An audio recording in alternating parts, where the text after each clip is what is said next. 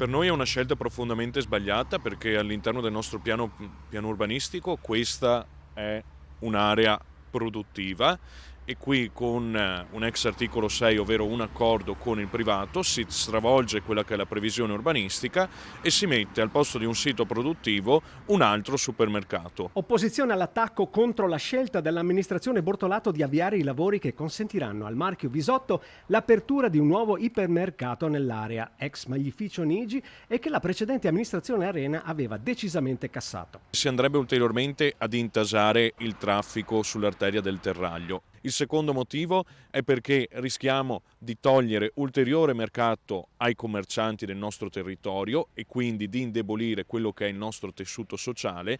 Il terzo motivo è che perché crediamo che questo territorio debba avere delle prospettive di sviluppo ben diverse da quelle della grande distribuzione e della logistica alle quali questa classe dirigente lo sta relegando purtroppo. È assurdo che l'opposizione, che ha sempre cavalcato i temi della rigenerazione urbana, e in questo caso vada a strumentalizzare questa cosa. Cioè qui stiamo rigenerando un buco nero della città, stiamo restaurando un edificio di archeologia industriale, lo stiamo rigenerando e portando a nuova vita.